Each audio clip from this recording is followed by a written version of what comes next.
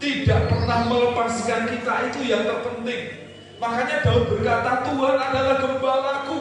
Selama Tuhan menyertai aku, memegang tangan kananku, sekalipun aku berjalan dalam lembah kekelaman. Lembah kekelaman itu bukan lembah jalan sukacita, bukan. Tapi satu kondisi yang mencekam, satu kondisi yang menyedihkan, satu kondisi yang memprihatinkan. Tapi Daud tidak takut. Sekalipun aku berjalan dalam lembah kekelaman, ada pencobaan, ada pergumulan, ada penderitaan, tapi aku tidak takut bahaya. Karena apa? Tangan Tuhan yang memegang kita. Dia tidak akan membiarkan kita jatuh tergeletak. Daud juga berkata demikian. Jadi Bapak Ibu Saudara sekalian yang terkasih dalam Tuhan, Tuhan yang memegang tangan kita. Jangan takut menghadapi tantangan apapun, persoalan apapun. Jangan takut. Kemudian yang kedua, sesuatu yang juga sangat luar biasa. Tuhan berkata, jangan takut, janganlah takut. Akulah yang menolong engkau. Pertolongan Tuhan itu selalu tepat waktu, tidak pernah terlambat. Pertolongan manusia, pertolongan tetangga, pertolongan orang lain, itu ada batasnya. Tapi kalau pertolongan dari Tuhan yang Maha Kuasa, itu tidak terbatas. Kapanpun, dimanapun, persoalan apapun, Tuhan sanggup menolong. Amin. Tuhan sanggup melepaskan. Bersyukur kita memiliki Allah yang hidup, Allah yang peduli. Karena Tuhan juga berkata ayat yang ke-14, kita ini seperti Yakub, seperti Israel, kita ini manusia yang terbatas. Karena ayat yang ke-14, janganlah takut, hai cacing Yakub. Nah ini yang ngomong siapa? Tuhan. Yakub itu dikatakan, dianggap seperti apa saudara? Seperti cacing. Kemudian ayat yang selanjutnya, hai ulat Israel. Saudara ngerti cacing, ulat ada kekuatan enggak untuk melindungi dirinya sendiri? Ulat, cacing, saya mau bertanya, dia bisa hidup berapa tahun saudara? Tidak lama. Tetapi Tuhan berkata, janganlah takut hai cacing Yakub, hai ulat Israel, akulah yang menolong engkau. Demikianlah firman Tuhan.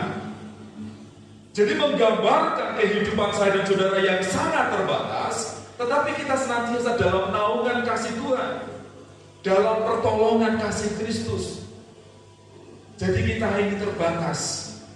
Saya sendiri juga membayangkan dan merenungkan, bulan ini saya sudah tepat 50 tahun kepala 5. Sudah lebih ya, kepala 5 sudah berjalan lebih.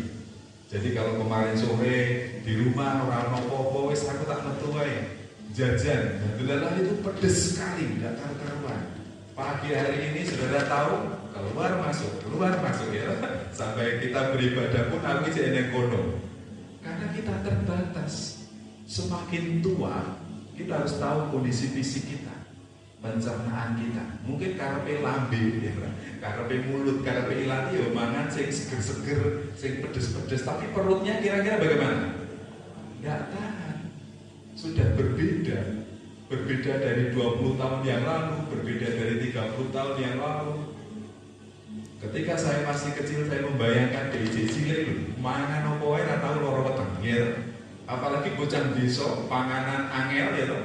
Larang pangan pada waktu itu amon wedhus jabut wortel di pinggir jalan ning tawang mangu itu jabut wortel ora usah dikumbak diusek-usek nggo suket dilape klambi pangan.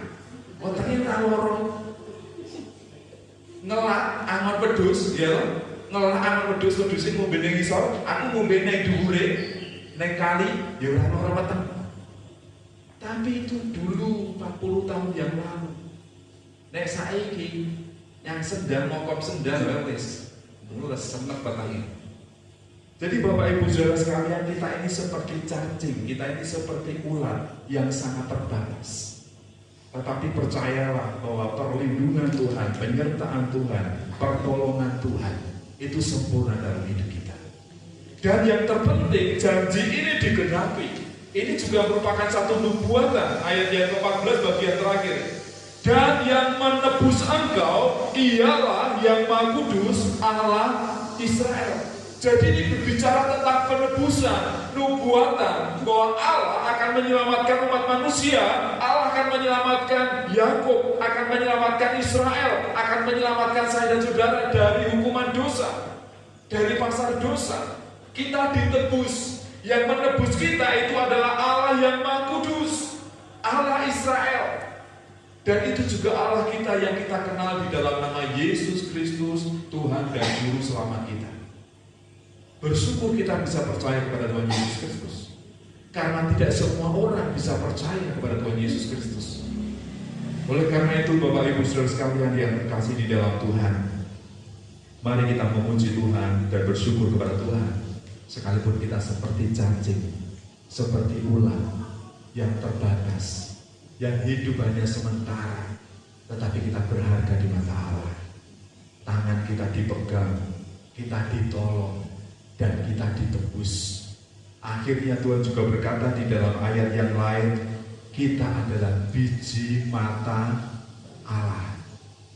Jadi salah satu anggota tubuh dalam hidup kita yang sangat berharga itu adalah mata.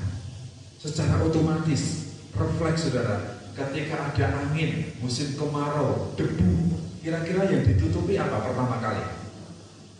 Otomatis mripate mesti merem. Sudah merem jadi ditutupi, jadi dilindungi, dijaga. Orang mungkin ono debu, ono angin malah melek mendeleng, tidak mungkin.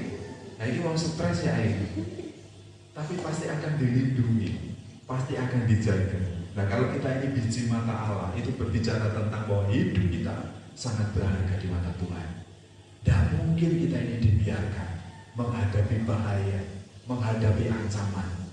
Tidak mungkin kita ini dibiarkan dalam penderitaan terus menerus. Perhatikan ayat yang ke-15 selanjutnya. Kita akan dipakai untuk mengalami kemenangan. Ayat yang ke-15. Sesungguhnya aku membuat engkau menjadi papan pengiring yang tajam dan baru dengan gigi dua jajar. Engkau akan mengiring gunung-gunung dan akan menghancurkannya, dan bukit-bukit pun akan kau buat seperti sekam. Ini berbicara tentang kemenangan. Ini berbicara tentang kelepasan. Ini berbicara tentang persoalan-persoalan yang bisa kita selesaikan, persoalan-persoalan yang bisa kita atasi karena Tuhan ada di pihak kita. Jadi kalau Allah di pihak kita, siapa lawan kita? Roh yang ada padamu lebih besar daripada roh yang ada di dunia ini. Makanya saya sangat percaya tidak ada orang Kristen itu mempan kena tenung, kena santet, tidak mungkin. Karena roh yang ada pada kita lebih besar daripada roh yang ada di dunia ini. Jadi Bapak Ibu Saudara sekalian, mari kita bersyukur. Bahkan ayat yang ke-16 ini berbicara tentang Allah kalau ini. Engkau akan menampi mereka, lalu angin akan menerbangkan mereka, dan badai akan menyerahkan mereka. Tetapi engkau ini akan bersorak-sorai di dalam Tuhan dan bermegah di dalam Yang Maha Kudus, Allah Israel. Jadi orang lain bisa hancur, bisa binasa karena ditampi oleh Allah sendiri, dipilah oleh Allah sendiri, tetapi kita dipilih. Orang lain dipilah, diseleksi, disingkirkan, tetapi kita dipilih, ditetapkan. Dan akhirnya apa yang akan kita nikmati? Tetapi engkau, hei Yakub, ya Israel, ya cacing, ya ulat tadi, kita yang terbatas, tetapi engkau akan bersorak-sorai di dalam Tuhan dan bermegah di dalam Yang Maha Kudus, Allah Israel. Tidak ada tempat lain yang akan kita tuju selain satu-satunya tempat, rumah Bapa di surga. Jadi kita harus menyiapkan diri. Jadi mari kita, selama kita masih hidup di dunia ini, cobalah untuk menahan diri, menguasai diri. Entah itu makanan, pakaian, atau hal-hal fisik. Semuanya itu hanya sementara. Orang Jawa punya filosofi dan punya peribahasa yang mengatakan wong urip gur mampir ngombe. Jadi sangat sebentar. Gak usah terlalu mengejar dunia ini. Apa yang saudara miliki, sering kali sudah saya sampaikan, akan kita tinggalkan. Kalaupun kita tidak seperti tetangga kita tidak seperti orang lain, tidak usah terlalu berkecil hati. Kalau kita masih bisa berdiri sampai hari ini, kita masih bisa ada, semua karena kemurahan dan anugerah Tuhan. Amin.